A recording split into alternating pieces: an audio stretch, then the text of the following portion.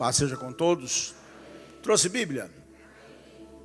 Lá em 1 Samuel, uma passagem que já pregamos muitas vezes aqui, mas da qual nós podemos extrair ensinamentos múltiplos, né? 1 Samuel, no capítulo 1, quero ler com vocês, embora vocês conheçam todo o desenrolar dessa história de Ana, mas eu quero colocar diante de vocês, olhando para esse texto que nós vamos ler, 3 assassinos de sonhos, e o que devemos fazer para não permitir que os nossos sonhos sejam assassinados, sejam arrancados, não é? Então, começando, quem achou, diga, eu achei. Houve um homem de Ramataim Zofim, da montanha de Efraim, cujo nome era Eucana, filho de Jeroão, filho de Eliú, filho de Tou, filho de Zulfa, Efrateu, e este tinha 2 mulheres. O nome de uma era Ana e o nome da outra Penina. Penina tinha filhos, porém Ana não tinha filhos. Subia, pois, esse homem da sua cidade, todos os anos a adorar e a sacrificar ao Senhor dos exércitos em Siló. Estavam ali os sacerdotes em Siló, estavam ali os sacerdotes do Senhor, Hofni e Finéias, os 2 filhos de Eli. E sucedeu que no dia em que Eucana sacrificava, dava ele porções do sacrifício a Penina, sua mulher, e a todos os seus filhos e a todas as suas filhas. Porém a Ana dava uma parte muito melhor, porque ele amava a Ana. Porém o Senhor tinha cerrado a madre de Ana, e a sua competidora excessivamente a irritava, para a embravecer, porquanto o Senhor lhe tinha cerrado a madre. E assim o fazia ele de ano em ano. Quando ela subia à casa do Senhor, assim a outra a irritava, pelo que chorava e não comia. Então Eucana, seu marido, lhe disse: Ana, por que você chora? E por que não come? E por que está mal o teu coração? Não sou eu melhor para você do que 10 filhos? Então Ana se levantou, depois que comeram e beberam em Siló, e Eli, o sacerdote, estava assentado numa cadeira junto a um pilar do templo do Senhor. Ela, pois, com amargura de alma, orava ao Senhor e chorava abundantemente, e votou um voto, dizendo: Senhor dos exércitos, se benignamente atentares para a aflição da tua serva, e de mim te lembrares, da tua serva te não esqueceres, mas a tua serva deres um filho homem, ao Senhor o darei por todos os dias da sua vida, e sobre a sua cabeça não passará navalha. E sucedeu que, perseverando ela em orar perante o Senhor, Eli, o sacerdote, fez atenção à sua boca, porquanto Ana, no seu coração, falava, e só se moviam os seus lábios, porém não se ouvia a sua voz, pelo que Eli a teve por embriagada. E disse-lhe Eli: até quando estarás tu embriagada, mulher? Aparta de ti o teu vinho. Porém Ana respondeu e disse: não, Senhor, eu sou uma mulher atribulada de espírito, nem vinho nem bebida forte tenho bebido, porém tenho derramado a minha alma perante o Senhor. Não tenha, pois, a tua serva por filha de Belial, ou seja, por uma bêbada, né?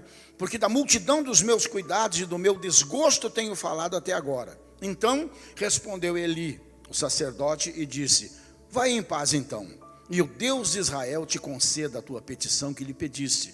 E disse ela: ache a tua serva graça em teus olhos. Assim a mulher se foi seu caminho e comeu, e o seu semblante já não era triste. E levantaram-se de madrugada e adoraram perante o Senhor, e voltaram e vieram à sua casa a Ramá. Eucana então conheceu a Ana, sua mulher, e o Senhor se lembrou dela. Amém? Vamos nos assentar nesse mesmo espírito?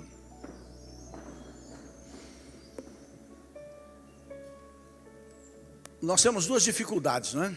Na vida. Uma é estamos com a nossa autoestima tão dilacerada, arrebentada, que a gente já não sonha mais, a gente já não projeta mais, a gente se joga nas cordas, a gente desanima, e a gente procura inclusive desculpas para esse estado de espírito, esse estado de coisas. E a segunda coisa é ter sonhos, que é muito bom, é necessário ter objetivo. Quando eu digo sonhos, são objetivos, não é sonho de barriga cheia, Só que encontramos um problema sempre. Nós somos de Deus, não somos? Somos diferentes do mundo lá fora, não somos? Então os nossos sonhos é aquilo que nós cantamos aqui nos hinos que o Nani canta e escreveu, né?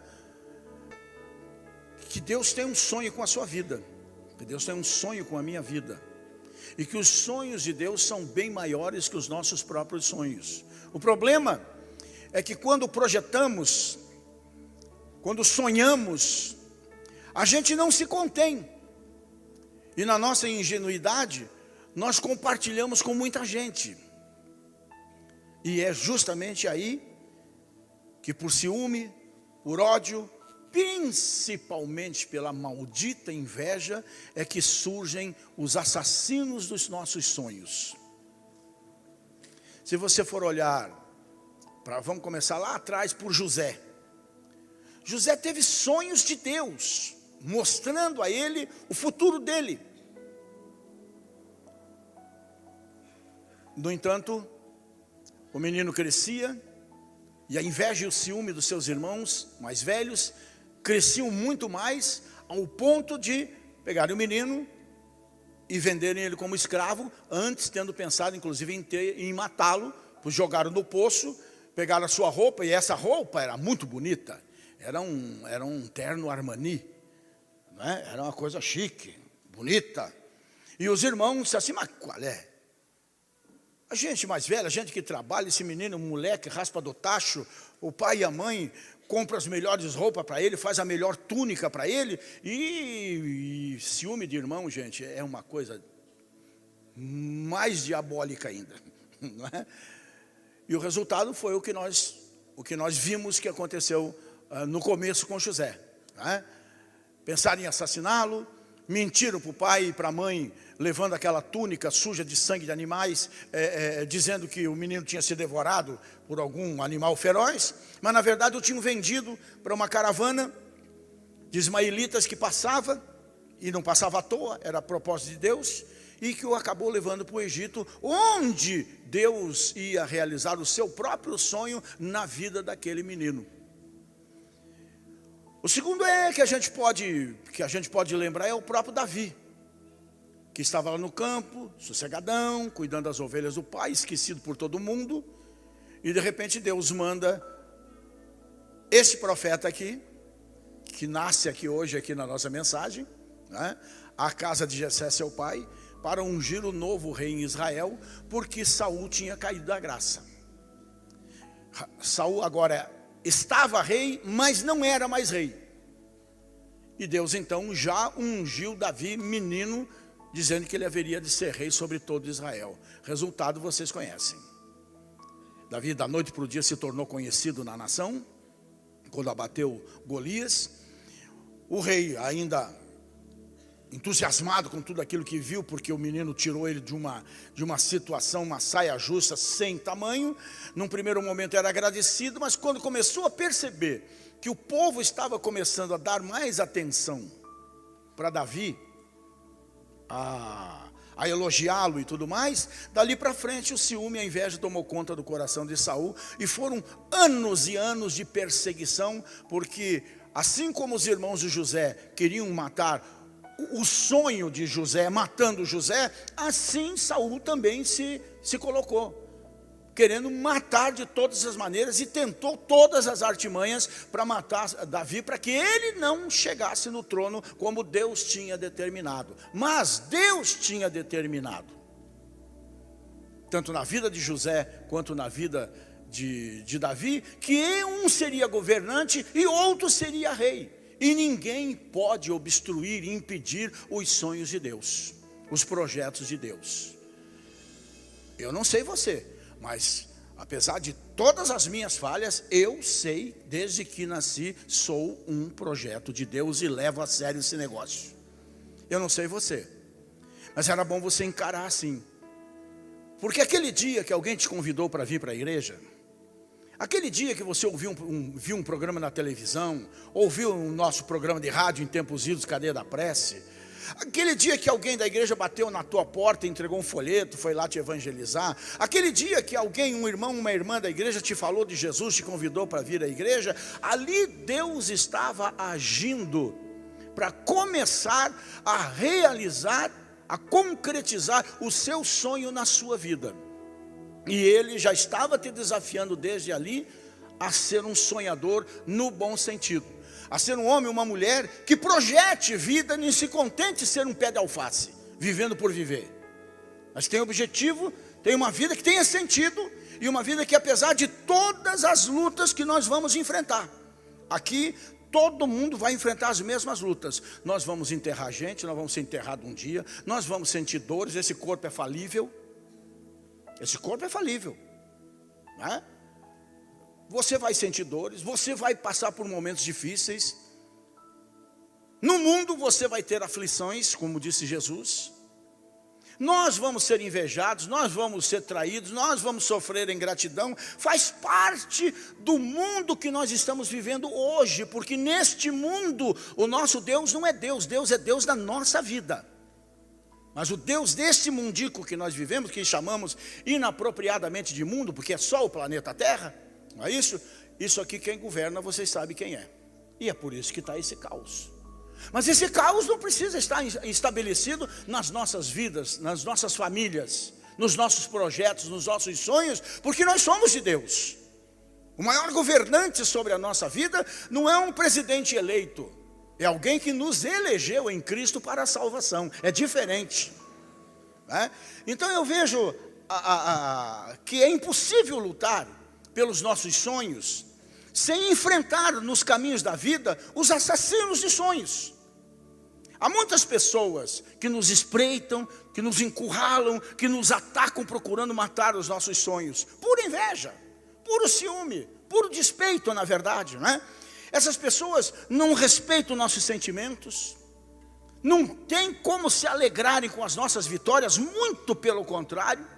Antes até celebram com um prazer assim, bastante mórbido, os nossos fracassos.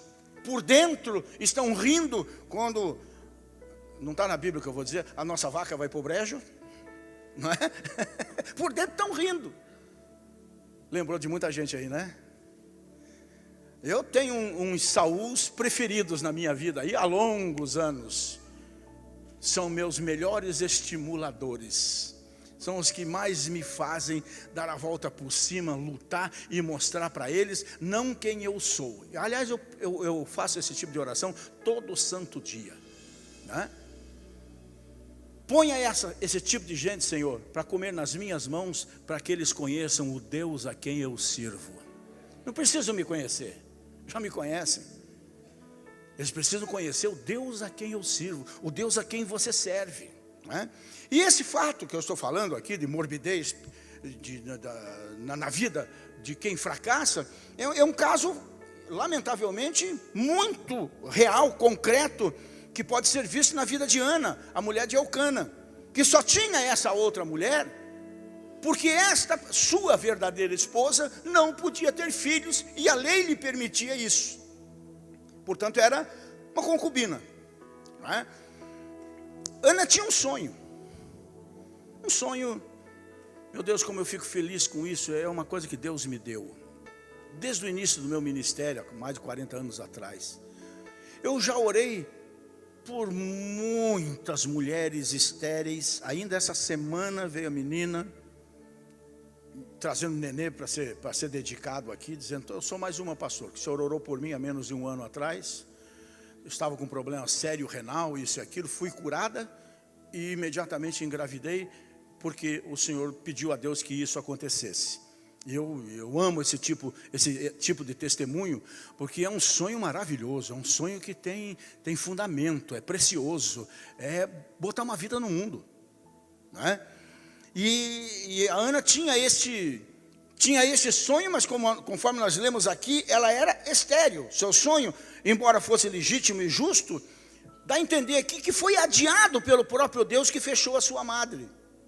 Tem muitas coisas na minha vida que tenho observado isso, que Deus diz: depois, Rogério, Tem muitas coisas que você não tem observado e por isso tem se amargurado, porque Deus diz depois, porque depois o meu nome será verdadeiramente engrandecido através da sua vida. E quando você me honrar, eu te honrarei. Quando você me exaltar, eu te exaltarei. Funciona assim. Então, não tenha pressa, né? Mas parecia que a sua madre estava fechada. No entanto, pelo que a gente vê aqui, ela continuou lutando pelo seu sonho, né? Derramando a sua alma diante de Deus em oração, como nós lemos aqui. A sua oração era tão intensa que o sacerdote a teve por uma mulher embriagada. No entanto, no caminho da realização do seu sonho, ela enfrentou 3 assassinos de sonhos que estavam praticamente dentro da sua casa e que até então ela não tinha observado. O primeiro assassino do sonho de Ana, evidentemente, foi a sua rival, a Penina, e a sua competidora excessivamente a irritava para a embravecer, ou seja, fazia com que ela se irritasse de tal maneira que perdesse a razão. E a partir do momento que perdemos a razão, perdemos a causa, afinal de contas, né? E assim o fazia todo ano. Todo ano, quando o marido levava as duas até Siló para adorar ao Senhor, ele oferecia a comida àquela mulher e aos seus filhos e filhas, como vimos aqui, e procurava demonstrar o seu amor por sua esposa, lhe dando a parte melhor. Sabe aquele filé com osso? Tem um minhãozinho do lado, né? Foi aquele minhãozinho que eu te dei sexta-feira, Marilza, viu? Que eu tirei e te dei ali. É o melhor do filé, não é isso? Então era mais ou menos assim que o Eucana fazia com relação à sua esposa, né? E vemos aqui que Penina tinha vários filhos, várias humilhações, vários motivos para tirar essa mulher do sério, né? Enquanto Ana, embora verdadeiramente amada pelo marido, não tinha o que mais queria, que era filhos. E a gente vê uma coisa aqui, não é? Um contrassenso aqui. Penina tinha o ventre fértil, mas o coração dela era estéril. Seu ventre era um jardim, mas o seu coração era um deserto. A gente pode entender aqui, onde só crescia, frutificava, se multiplicava, vamos assim dizer, espinheiro de ódio, espinheiro de inveja, espinheiro de ciúme, não é? E por outro lado, o comportamento de Ana, de mulher de Deus, tranquila, equilibrada, só falando com Deus a respeito da sua amargura de espírito, né? Esse testemunho de Ana desmascarava, vamos assim dizer, o ódio, a impiedade da outra. E então a outra preferiu perseguir Ana a imitá-la. E esse é um problema que nós temos. Se nós temos um comportamento de cristãos verdadeiros, testemunho de vida, na nossa casa, na nossa família, na nossa vizinhança, no nosso colégio, onde trabalhamos, dentro da igreja, isto incomoda muito. Vão querer se livrar de você, porque você não fazendo nada, a não ser vivendo uma vida de testemunho, você vai se tornar a consciência dessas pessoas que estão agindo errado. Você não precisa dizer nada. Você não precisa fazer nada, a não ser o que você tem que ser. E quando você é o que você de fato tem que ser, é revelado o que os outros não são. Então eles passam a te odiar, de graça. Eles passam a te perseguir, de graça. E a tal da Penina transformou a sua vida num projeto inglório de destruir os sonhos de Ana, como Saul fez com Davi. Transformou o seu reinado num motivo para destruir, para matar, para tirar a vida. Teve ocasiões que eles, jantando na mesa no palácio, simplesmente o rei pegou uma lança, e o Davi estava na outra ponta, e mandou ver. Só deu tempo dele fazer assim, e a lança espetar na parede. Mas Davi foi suficientemente homem de Deus para não pegar, não arrancar a lança e lançar sobre Saul, que certamente ele ia acertar. Se ele acertou uma pedra na testa do Golias, imagino que é uma lança no peito de um rei aqui a 3 metros. Mas ele não fez isso. E eram essas coisas que deixavam Saul cada vez mais encapetado. Por 2 vezes teve-o na mão, cortou um pedaço do manto enquanto Saul dormia, e lá de longe disse: "Ô rei, está aqui a prova, não quero te fazer mal. Para de me perseguir, larga Deus. Né? Deixa disso, afinal de contas. Né? Por isso, sempre que Ana subia à casa de Deus, essa outra mulher a atormentava, amargurando a sua alma. E como lemos no texto, Ana então, na festa, não tinha prazer nenhum, porque ela só chorava, ela só passava fome, porque ela não tinha apetite nenhum, não queria comer. E a Penina sentia um prazer, já usei a palavra, vou usar de novo, um prazer mórbido, né? Pela desgraça de Ana. Ela execrava Ana pelo fato de essa ser estéril, a humilhava constantemente. E a verdade é que há muitas pessoas que são incapazes de chorar conosco. É lamentável. Eu disse isso um dia numa reunião de pastores, ficaram azedos comigo. Eu disse: meus verdadeiros amigos não estão na igreja, estão lá fora. E aí quando eu senti que eu estava provocando um certo escândalo na minha palavra, eu disse: então me diga quem são seus amigos, com quem você pode sentar e abrir o seu coração de verdade. Fechou o caixa. Temos amigos assim? Podemos fazer isso com nossos irmãos da igreja?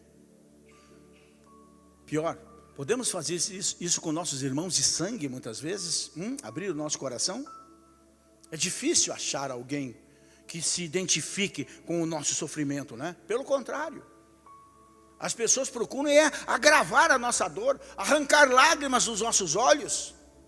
E mais, se a gente diz que tem um projeto, eu vou ser isso, eu vou estudar, eu vou ser médico, eu vou ser engenheiro, eu vou comprar uma casa, eu vou ter um carro assim, eu vou construir uma casa na praia, ou qualquer coisa que você fale, aquilo acende dentro das pessoas uma inveja, que é uma das piores coisas que Satanás colocou no coração do homem, a maldita da inveja.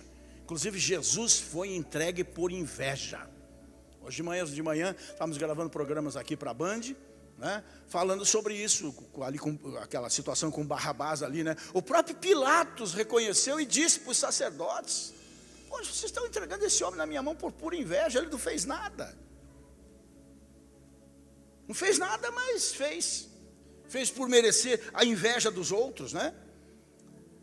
E é engraçado isso, né? De forma estranha, a nossa dor muitas vezes proporciona certo tipo de alegria a algumas pessoas, né? Mas justamente a esse tipo de pessoas, né? O segundo assassino dos sonhos de Ana, por incrível que pareça, foi o pastor dela, o sacerdote do templo, o Elias. Ana estava orando na casa de Deus, estava orando, derramando a sua alma diante do Senhor.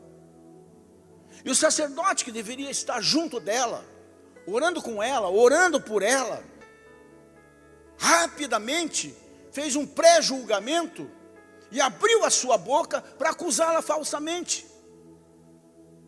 Isso é um choque, realmente é um choque. Ele acusou Ana de estar embriagada, bêbada, dentro da casa de Deus. Em outras palavras, aquele sacerdote, aquele pastor, vamos assim dizer, foi apressado no seu juízo e foi muito maldoso nas suas palavras. Em vez de ser um pastor de almas, se transformou num assassino de sonhos. Não conseguiu ter a sensibilidade de ver a dor daquela mulher. Não conseguiu enxergar nos seus murmúrios, nos seus, desculpa a palavra que eu vou usar aqui, nos seus grunhidos. Não conseguiu enxergar nisso a dor daquela mulher e o quanto ela estava se aproximando de Deus. Se você conhecesse um pouco melhor a história desse sacerdote e como morreram seus filhos, até dá para entender por que ele não teve essa sensibilidade. Lamentavelmente, né? Foi apressado, foi muito apressado.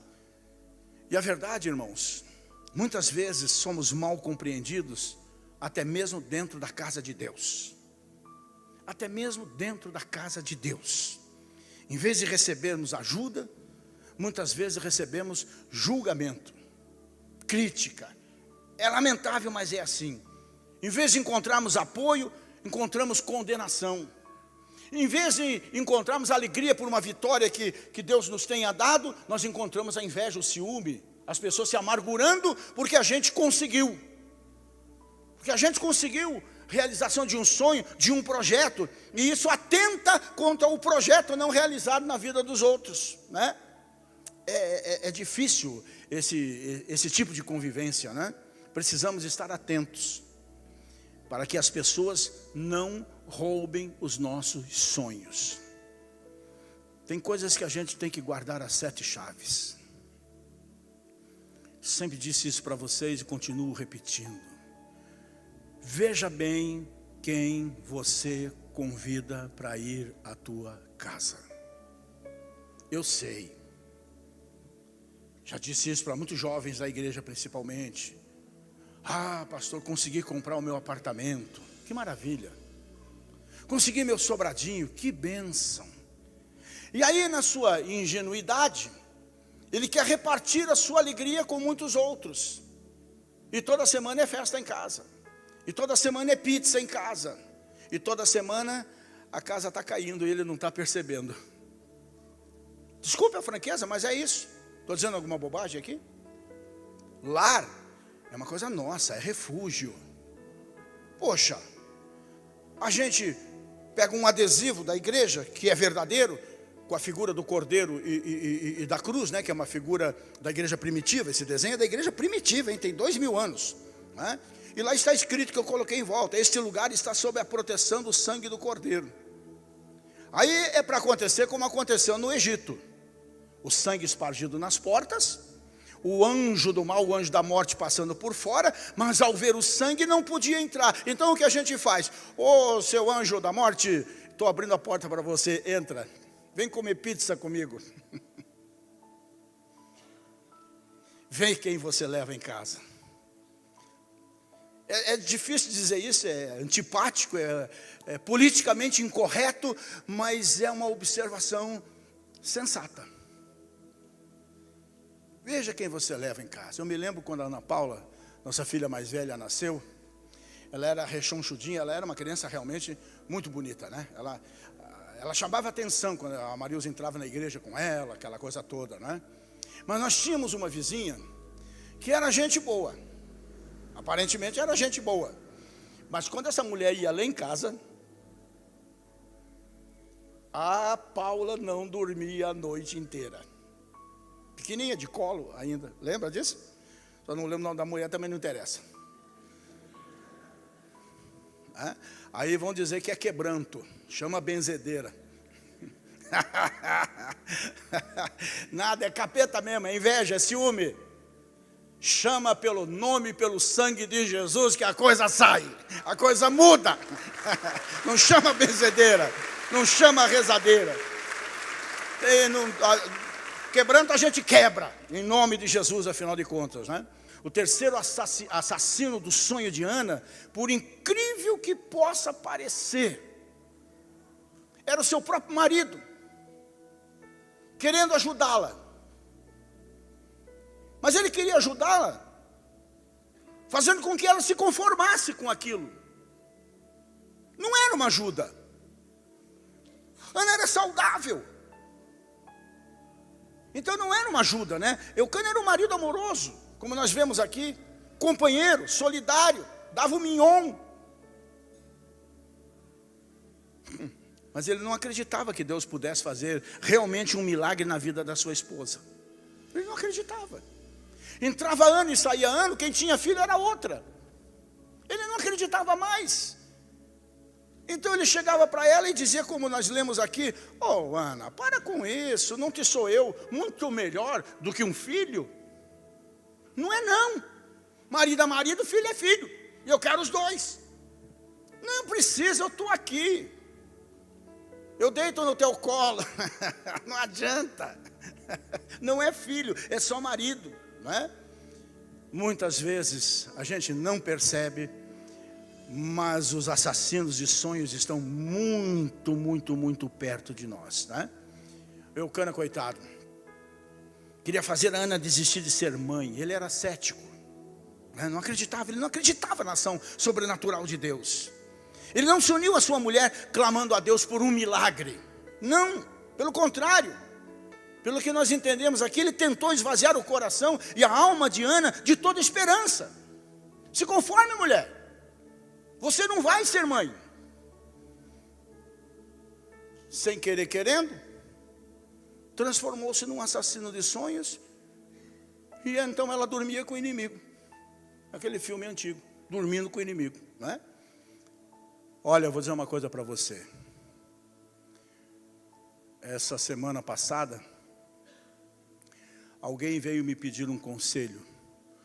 Contou a história dela e eu disse: meu Deus, não é possível que você não esteja enxergando que essa pessoa para quem você foi dizer isso e pedir conselho, e te deu este conselho, é justamente aquela que quer o teu lugar na empresa. Puxa, pastor, nunca tinha pensado nisso. Mas é lógico. Então, fechou a porta, né? Muitas vezes esses assassinos de sonhos estão dentro da nossa própria casa. Por mais bem intencionados que eles sejam, muitas vezes é o nosso pai, é a nossa mãe, né? Mas Ana fez uma coisa que você precisa fazer. Ela não abriu mão do seu sonho. Ela continuou orando. Ela continuou acreditando na intervenção divina. E porque ela insistiu, e perseverança é a palavra-chave para se alcançar um objetivo, quando pedimos a Deus, ela foi perseverante até o fim. E o que aconteceu? Deus ouviu o seu clamor. Deus curou as suas emoções. Deus curou-a da sua esterilidade. Ana, como nós lemos aqui, voltou a sorrir. Ana voltou ao campo de batalha, às trincheiras de luta. Ana venceu, ela concebeu à luz Samuel, o maior profeta da sua geração. Sacerdote, juiz de Israel, homem que foi usado por Deus para trazer sua geração apóstata de volta para o Senhor. Deus tinha um sonho com a vida de Ana. E Ana, entendendo isso, nunca abriu mão do seu sonho.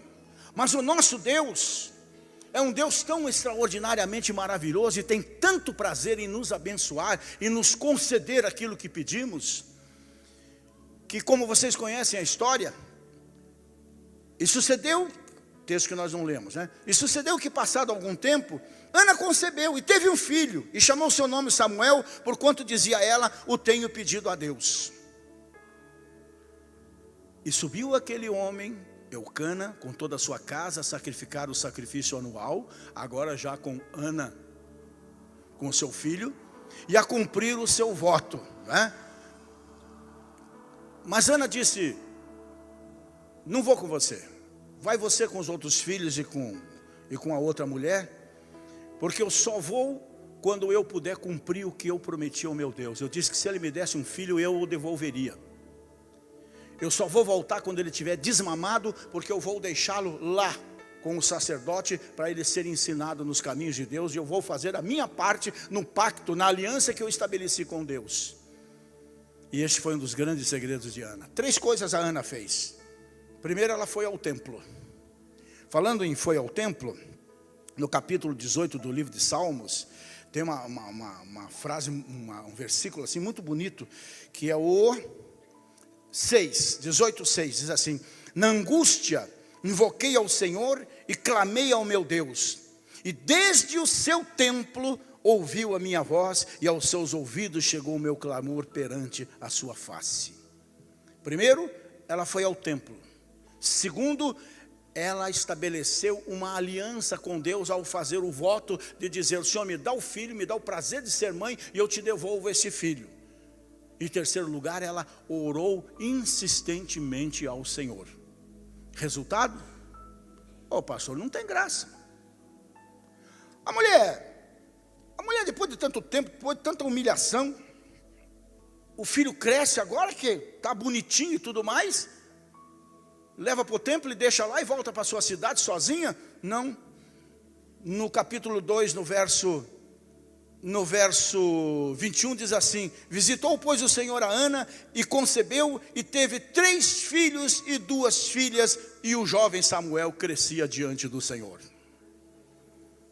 Mais 5 filhos ela teve depois de Samuel. Isso significa dizer o seguinte: muitas vezes as coisas não acontecem conosco, porque o nosso sonho é um sonho egoísta. Em nada contribui para a glória de Deus. Ana fez com que um filho contribuísse para a glória de Deus. E Ana multiplicou por 6 o sonho de Ana, porque ela fez um propósito com Deus. Faça um propósito com Deus. Pastor, eu não sei. Eu também não. Pede a Deus então. Ore a Deus. Mas uma coisa eu quero dizer para você, baseado na experiência de Ana, de José e de Davi: não desista do seu sonho, não desista do seu projeto de vida, porque desde o momento que você votar um voto com Deus, desde o momento que você colocar um objetivo diante de Deus, está feito, está feito.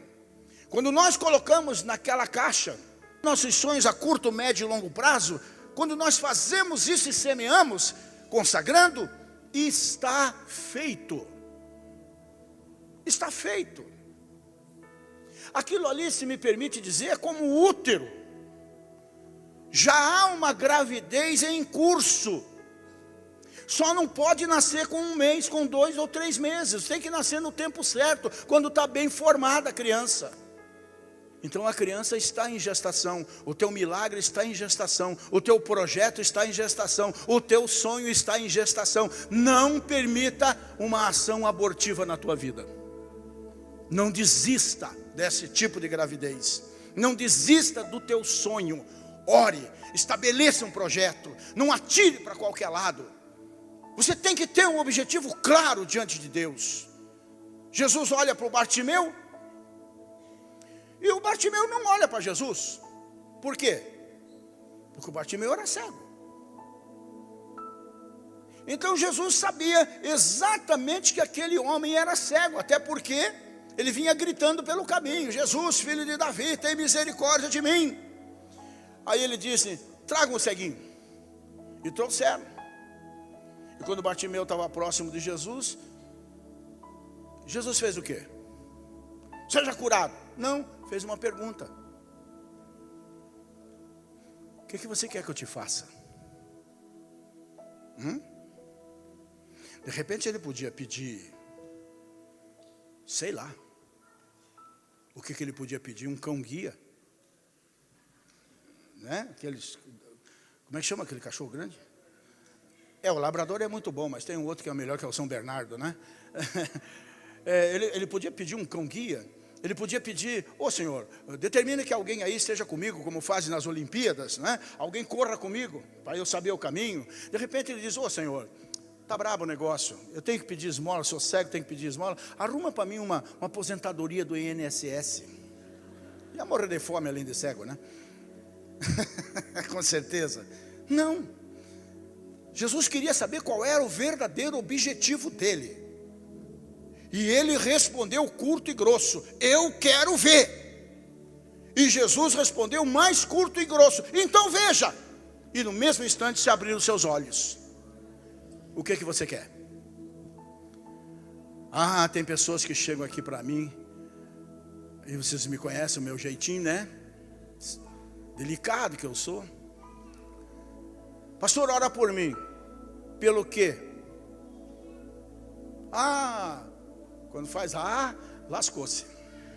Vai aprendendo. Não vou orar. Orar para quê? Sem objetivo? Não sou curandeiro. Não sou benzedor. Banho da ruda? Não. Eu tenho que ter um objetivo para orar por você. Você tem que ter um objetivo para orar por mim. Você tem que ter um objetivo para orar por você mesmo. Você tem que ter um sonho definido. Não é um sonho infantil, hoje eu quero isso. Esses dias eu estava numa loja comprando um DVD. Aí chegou um rapaz, muita gente boa, com um molequinho. Quando o molequinho chegou na banquinha cheia de Homem de Ferro, Homem-Aranha e não sei o que e tudo mais, o pai já veio com a coisa acertada com o guri. Eles vinham ali para comprar um negócio que eu não me lembro o que era. Mas quando o guri viu aquilo, pai, eu quero esse. E o guri era muito do esperto. A argumentação dele era feroz, nasceu para ser político. Mas olha, coisa impressionante. O pai disse, não filho, não foi isso que nós combinamos. Mas eu quero. O senhor não cumpre a sua palavra. Mas ele estava deixando o coitado do rapaz maluco ali. De repente ele olhava ali em cima e vinha um outro. Ah não pai, eu quero aquele. Resultado, saiu de lá sem nada. Parece você diante de Deus. Ah, eu quero o Homem de Ferro. Não, eu quero o Aranha. Eu quero o Hulk. Para. O que você quer mesmo? Qual é o teu objetivo de vida? Se não tem, pede que Deus se revele a você dessa maneira, colocando um sonho no seu coração.